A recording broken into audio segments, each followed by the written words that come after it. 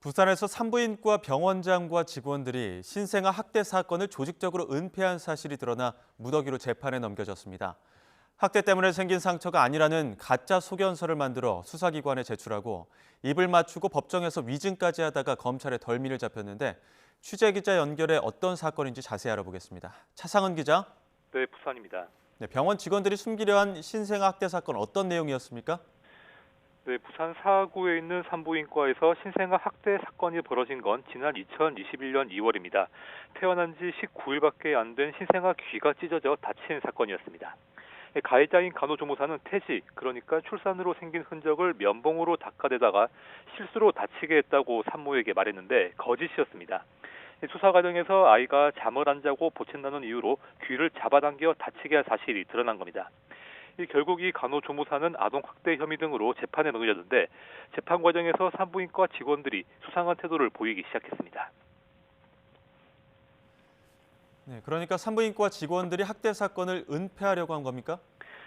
네, 그렇습니다. 간호조무사의 아동학대 사건 재판이 열리면서 함께 근무한 간호사와 간호조무사 그리고 당직 의사도 증인으로 출석해 법정에서 진술을 시작했습니다. 그런데 재판 과정에서 가해자의 진술이 여러 차례 번복되고 증인들의 진술과 증거가 일치하지 않는 부분이 조금씩 발견됐습니다.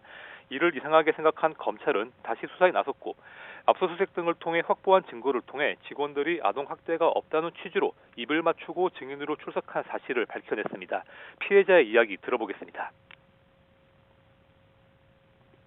가해자가 번복을 하고 간호조무사나 그 증인으로 소환됐던 사람들이 다 가해자 측 변호사가 있는 로펌에 가기 시작하는 거예요. 그 사실 안부터 저희는 이상하다고 이제 말씀드렸고, 네, 검찰 수사 결과 이들은 아이가 보채인 사실을 숨기려고 간호기록부를 위조했고 아동학대 사건의 핵심 증거인 혈흔이 묻은 베네 쪼고리와 면봉을 몰래 폐기한 거로 드러났습니다. 또 면봉 때문에 생긴 상처로 보인다는 허위 소견서를 작성해서 증거로 냈고 법정에 증인 출석하기 전에도 면봉 때문에 생긴 상처라는 취지로 말을 맞춘 거로 확인됐습니다. 검찰은 병원장부터 의사, 간호사에 이르는 구성원들이 학대 사건을 조직적으로 은폐하려고 했다고 판단했습니다. 결국 은폐에 적극적으로 나선 행정부장과 소간호소는 구속 상태로 재판에 넘겨졌고 병원장을 비롯한 나머지 직원들은 불구속 상태로 기소됐습니다.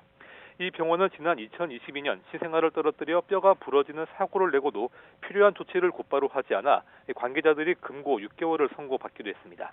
지금까지 부산에서 YTN 차상입니다.